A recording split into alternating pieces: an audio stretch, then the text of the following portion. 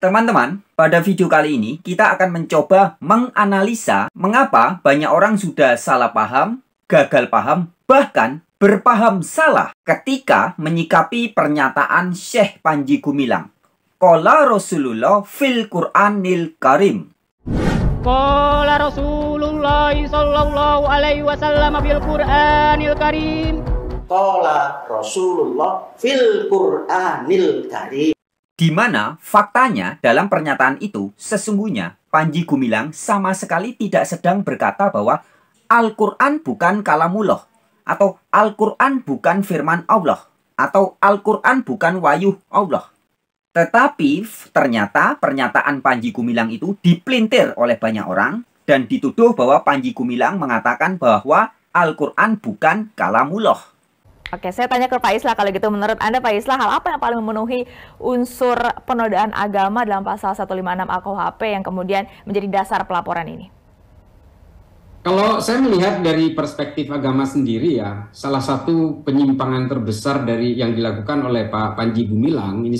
Nah ini menurut saya kalau ini mau dibawa ke ranah pidana, ini sangat telak di situ. Terutama pernyataan dia tentang bahwa Al-Quran itu bukan kalamullah. Terutama pernyataan dia tentang bahwa Al-Quran itu bukan kalamullah.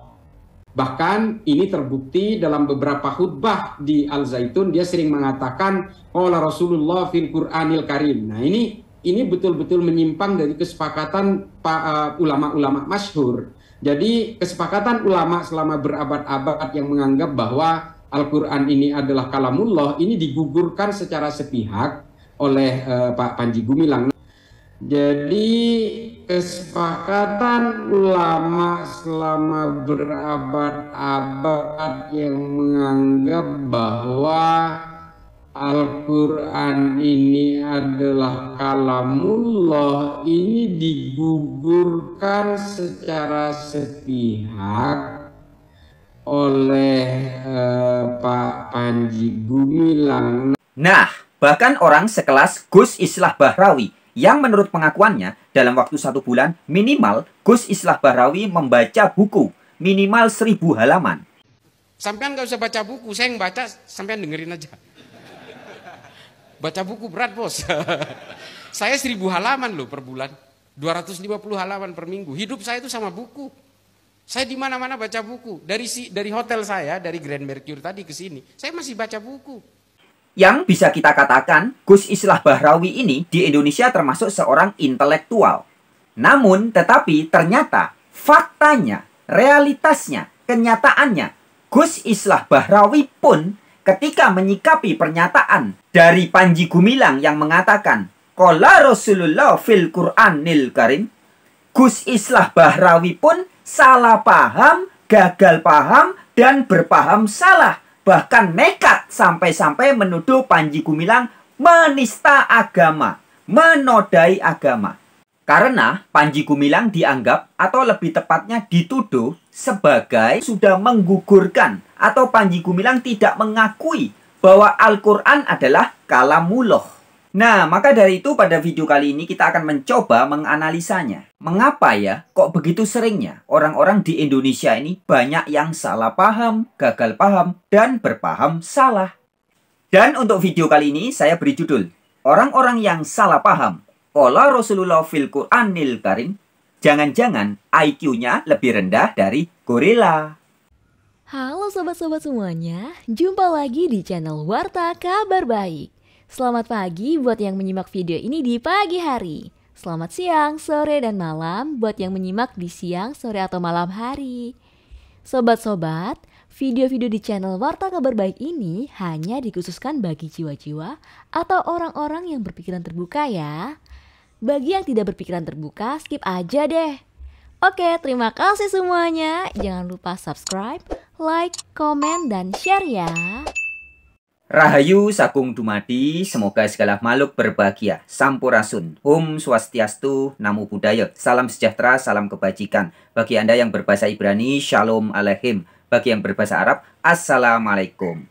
Oke sahabat-sahabat pemerhati channel Warta Kabar Baik dimanapun berada ya. Sebelum kita lanjut, menganalisa mengapa banyak orang sudah gagal paham, salah paham, dan berpaham salah ketika menangkap perkataan-perkataan dari Panji Gumilang. Sebelum kita lanjutkan, harap simak baik-baik ya video berikut ini. Statistik menunjukkan bahwa IQ kita orang Indonesia itu 70 cuma per hari ini. Dekat-dekat simpanse itu. Dekat-dekat simpanse itu.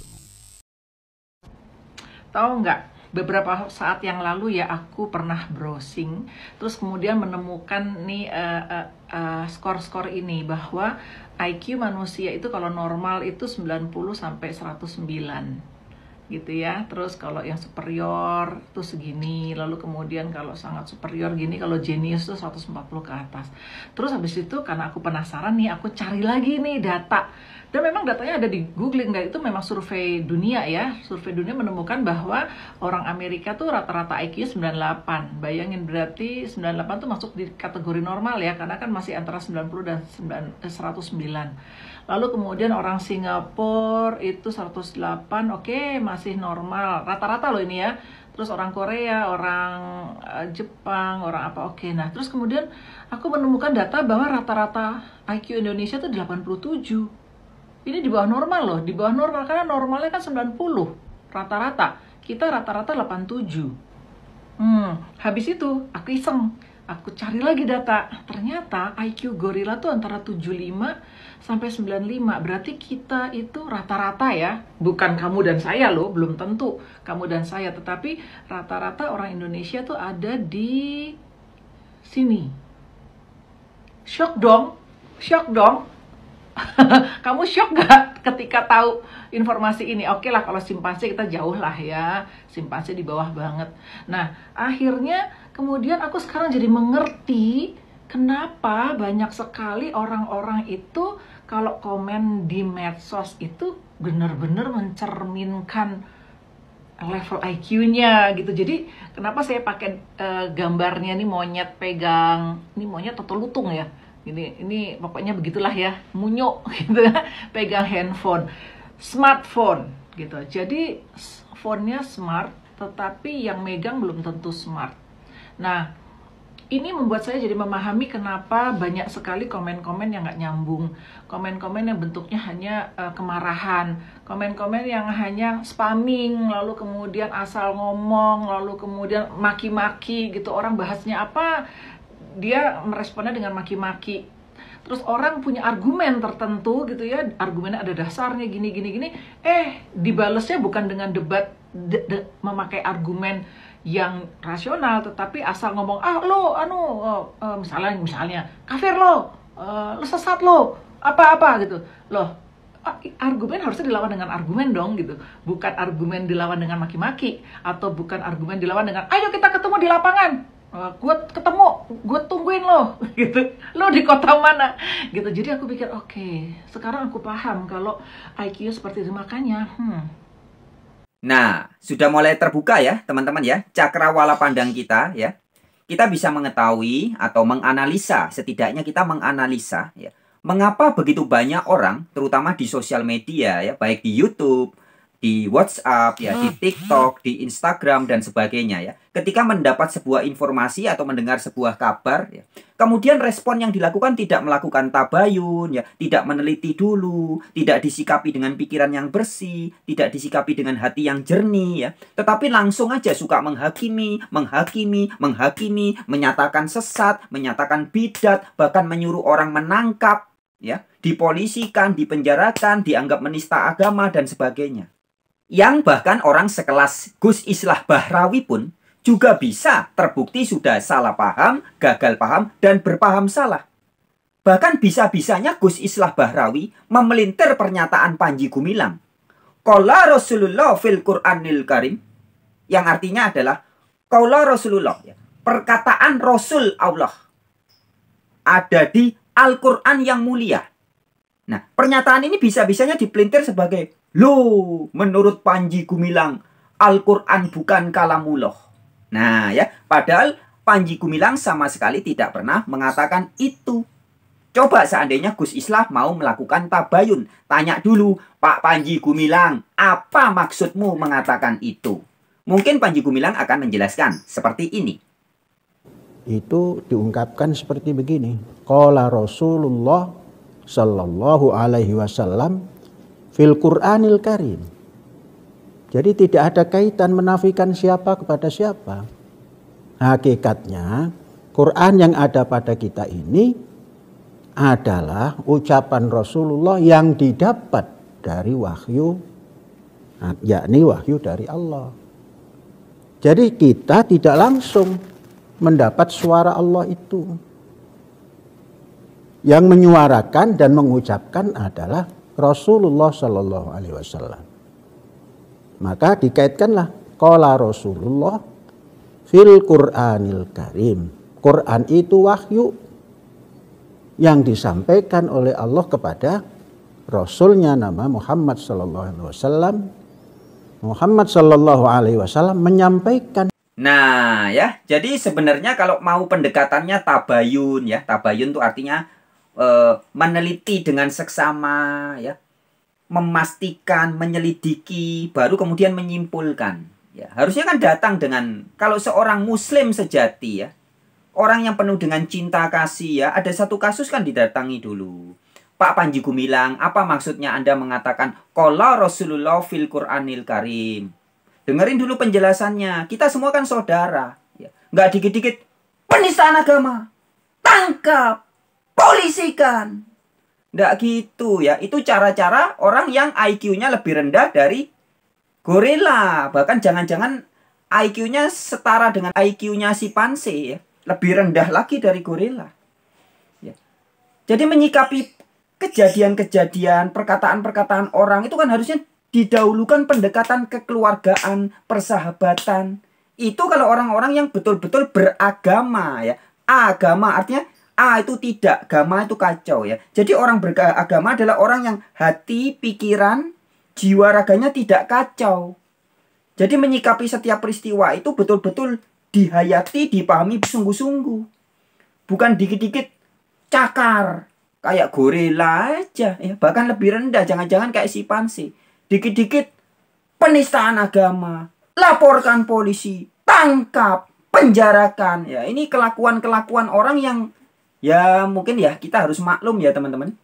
Karena memang ternyata menurut survei, ya ini menurut survei yang tadi sudah kita dengar ya, bahwa orang di Indonesia ini rata-rata IQ-nya selevel dengan gorila, bahkan lebih rendah dari gorila. Ya. Bahkan bisa-bisa mungkin ada tidak sedikit yang selevel dengan simpanse. Ya, sehingga begitulah ketika menyikapi sebuah kejadian-kejadian. Tidak mengutamakan hati nurani, akal sehat, kecerdasan, tidak. Tapi emosi, kemarahan, kesalahpahaman, kegagalpahaman. Ya. Yang disampaikan A, yang ditafsirkan bukan cuma B, C, D, E, tapi bisa-bisa Z. Ya. Informasinya A, ditangkap oleh pikirannya, dicerna oleh hatinya, kemudian diartikan sebagai K, L, M, N. Ya. Jadi nggak nyambung. Bukan nggak nyambung, bahkan kebolak-balik. Inilah yang terjadi. Dan di beberapa video yang terdahulu ya teman-teman, juga sudah saya sampaikan ya, bahwa edukasi yang disampaikan oleh Ustadz Dr. Muhammad Nasih dan juga oleh Ustadz Hasan Sanuki ya, juga sebenarnya menyampaikan hal yang sama sebagaimana disampaikan oleh Pak Panji Gumilang ya, bahwa Al-Qur'an itu memang perkataan Rasul sebagaimana ada jelas tertulis ayatnya di Al-Qur'an ya. Di dalam surat 69, surat Al-Haqqah ayat 40 ya. Innahu laqaulu rasulin karim ya.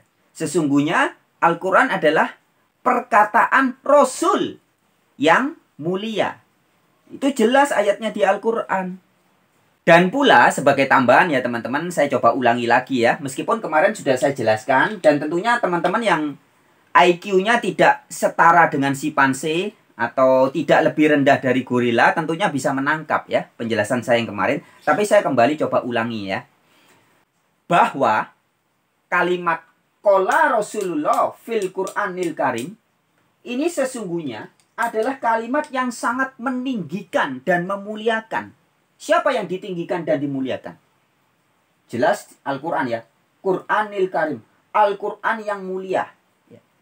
Tetapi ini juga memuliakan Nabi Muhammad. Karena tidak dikatakan qala Muhammad, tapi qala Rasulullah. Nah, jadi kalimat ini memuliakan Al-Quran, memuliakan Nabi Muhammad, dan juga memuliakan Allah Subhanahu wa Ta'ala. Kemarin sudah saya jelaskan, saya ulangi sekali lagi ya teman-teman. Sebenarnya bagi orang-orang yang sudah paham makna Rasulullah, ini sama sekali nggak ada masalah ini kalimat ini. Jadi kuncinya di kata Rasulullah. Rasulullah ini artinya adalah Rasulnya Allah atau juru bicaranya Allah. Rasul artinya penerima dan penyampai wahyu Allah. Orang disebut Rasul ketika dia menerima wahyu dari Allah dan menyampaikan wahyu Allah. Itulah Rasulullah. Jadi kalimat qala Rasulullah ini harus dipahami sebagai perkataan penerima dan penyampai wahyu Allah. Nah, kemarin sudah saya kasih ilustrasi ya. Sekarang saya tambahkan ilustrasi lagi. Teman-teman, tentu kita semua tahu beda antara Rasulullah dengan Muhammad. Ya. Muhammad ini pribadi. Tapi ketika dia bergelar sebagai Rasulullah, dia sudah mendapat tugas khusus. Saya kasih ilustrasi. Ketika saya berkata, Joko Widodo, ini berbeda maknanya dengan Presiden Joko Widodo. Beda sekali teman-teman. Joko Widodo itu pribadi seorang manusia.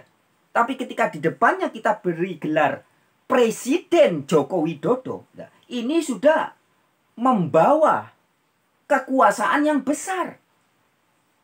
Ini sudah bicara presiden itu artinya pimpinan tertinggi. Ya. Jadi Presiden Joko Widodo itu berbeda maknanya dengan sekedar Joko Widodo. Joko Widodo itu pribadi. Tapi Presiden Joko Widodo inilah pemimpin seluruh rakyat Indonesia. Karena makna dari presiden artinya pimpinan tertinggi. Presiden Bank Mandiri ya, pimpinan tertinggi Bank Mandiri. Presiden TV One, pimpinan tertinggi TV One. Presiden CVA ya, pimpinan tertinggi CVA. Ya, makna presiden ini ketika dikenakan kepada Joko Widodo, maka statusnya Joko Widodo ini menjadi berbeda dari sekedar Joko Widodo. Bisa dipahami ya? Nah, maka kembali ke sini tadi. Panji Gumilang tidak mengatakan qala Muhammad fil Qur'anil Karim. Bukan perkataan Muhammad ada di Al-Quran yang mulia. Tidak. Tapi perkataan Rasulullah. Nah, sekarang kita harus paham ini arti Rasulullah. Rasulullah ini adalah orang yang mendapat wahyu dari Allah. Artinya apa yang dikatakan Rasulullah, apa yang dikatakan seorang Rasulullah itu sama dengan kalamullah. Ya. Jadi qala Rasulullah ini sama dengan kalam Allah. Ini yang orang nggak paham-paham. Padahal ini gampang sekali teman-teman. Perkataan Rasulullah itu sudah pasti kalamullah. Perkataan Muhammad belum tentu kalamullah. Bisa dipahami ya? Perkataan Muhammad bin Abdullah belum tentu kalamullah. Tapi kalau perkataan Muhammad Rasulullah sudah pasti kalamullah.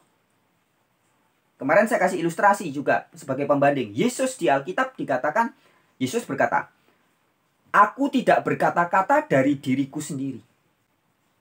Jadi artinya ketika Yesus berkata-kata, itu Yesus sedang menyampaikan, mengatakan firman-firman Allah. Yesus berkata, pekerjaanku bukan berasal dari diriku sendiri. Aku melakukan kehendak Bapa, kehendak Allah. Jadi Yesus ketika berkarya, itu memang fisiknya Yesus. Tapi yang berkarya sebenarnya ya Allah yang memakai Yesus sebagai perantara. Beda kasusnya ketika Yesus sebagai tukang kayu. Yesus anak tukang kayu, Yesus anak Maria, Yesus anak Yusuf, beda. Tapi ketika Yesus sebagai juru bicara Allah, sebagai Rasulullah, beda. Dia menyampaikan firman-firman Allah, kalam-kalam Allah. Nah, begitupun dengan Nabi Muhammad. Ketika seorang Panji Gumilang mengatakan qala Rasulullah, ini jelas artinya adalah perkataan Allah atau kalamullah. Kenapa? Karena arti Rasul itu adalah penerima dan penyampai wahyu Allah. Kemarin sudah saya tegaskan, saya ulangi lagi ya. Tidak bisa Rasul terpisah dengan Allah. Karena ini ditulisnya atau diucapkannya Rasul Allah. Ini sudah manunggal, menyatu. Perkataan Rasulullah adalah perkataan Allah juga. Ya. Dan di Al-Quran selain di dalam surat 69 ayat 40, surat Al-Haqqah ayat 40, teman-teman bisa lihat juga di dalam surat At-Takwir ya. Surat 81 ayat 19. Ya. Sebagai tambahan informasi nih teman-teman. Di surat 81 ayat 19 atau surat At-Takwir itu, bunyinya sama dengan surat Al-Haqqah ayat 40. Ya. Innahu laqaulu rasulin karim. Ya, sesungguhnya Al-Quran adalah perkataan Rasul. Ya. Tetapi di dalam surat At-Takwir, yang dimaksud Rasul di situ bukan Muhammad, tetapi malaikat Jibril. Teman-teman yang ada Al-Quran silakan dibuka ya. Surat At-Takwir ya. Surat ke-81 ayat 19. Ini bunyinya sama persis dengan surat Al-Haqqah ayat 40. Ya. Innahu laqaulu rasulin karim. Ya. Sesungguhnya Quran adalah perkataan Rasul yang mulia. Tetapi di dalam surat At-Takwir ini yang dimaksud Rasul adalah malaikat Jibril. Nah, ketika malaikat Jibril mengatakan perkataan-perkataan itu, yang ngomong malaikat Jibril, tapi itu kalamullah. Kalam Allah juga. Yang disampaikan malaikat Jibril itu adalah firman Allah. Bisa dipahami ya? Jadi nggak masalah ketika kita mau mengatakan qala Rasulullah atau kalam Allah. Ya. Ini sama maknanya. Karena Rasulullah adalah berbicara kalam Allah. Ketika seseorang manusia menjadi Rasul, dia pasti berbicara kalamullah. Jadi harus dibedakan Muhammad sebagai anak Abdullah dengan Muhammad sebagai Rasulullah. Nah, bisa ditangkap ya. Sekali lagi ya teman-teman, jangan salah paham ya. Qala Rasulullah atau perkataan Rasul Allah itu pasti kalam Allah. Ya. Perkataan Yesus anak Maria belum tentu perkataan Allah. Tapi ketika perkataan Yesus Kristus itu pasti firman Allah. Paham ya? Yesus anak Maria beda maknanya dengan Yesus sebagai Kristus. Ketika dia hadir sebagai Kristus, bahasa Arabnya Al-Masih. Perkataan Al-Masih pasti perkataan Allah. Karena dia bicara bukan semaunya sendiri. Begitupun dengan Nabi Muhammad. Perkataan Muhammad bin Abdullah beda dengan perkataan Muhammad sebagai Rasulullah. Ketika Muhammad sebagai Rasulullah, pasti yang dikatakan adalah kalam Allah. Nah ya, jadi intinya ketika seorang Panji Gumilang mengatakan qala Rasulullah fil Qur'anil Karim, ini maknanya sama dengan Panji Gumilang mengatakan bahwa kalam Allah fil Qur'anil Karim. Ya. Wahyu Allah atau kalamnya Allah ada di atau menjadi Al-Quran yang mulia. Begitu harusnya ya bagi orang-orang yang IQ-nya tidak lebih rendah dari gorila. Teman-teman, sebagai akhir kalimat ya, saya ingin mengajak teman-teman coba pikirkan teman-teman. Bayangkan teman-teman ya. Apa jadinya negeri ini? Indonesia tercinta ini. Jika orang-orang yang ternyata ber-IQ lebih rendah dari gorila, bahkan mungkin ada yang ber-IQ setara simpanse ya. Ternyata ada juga, meskipun tidak banyak, tapi mungkin ada yang menduduki jabatan-jabatan sebagai aparatur negara, atau mungkin di ormas-ormas yang mengatasnamakan agama tertentu ya. Bahkan bisa-bisa menjadi guru agama tertentu. Ada yang jadi jaksa, jadi hakim, dan lain sebagainya. Dengan IQ yang lebih rendah dari gorila. Yang tidak mengutamakan tabayun, meneliti, menganalisa. Tapi langsung aja main hakim, main tuduh, main fitnah. Apa jadinya negeri ini teman-teman? Bisa-bisa negeri ini akan menjadi suatu negeri yang jahiliyah. Oh, no. No. Semoga tidak ya teman-teman. Oke teman-teman, sekian dulu video kali ini. Salam wabillahi taufik walhidayah. Wassalamualaikum warahmatullahi wabarakatuh. Alaihim shalom, namo buddhaya, salam sejahtera, salam kebajikan ya. Om Santi Santi Santi. Rahayu Sagung Dumadi. Semoga segala makhluk berbahagia. Semangat teman-teman.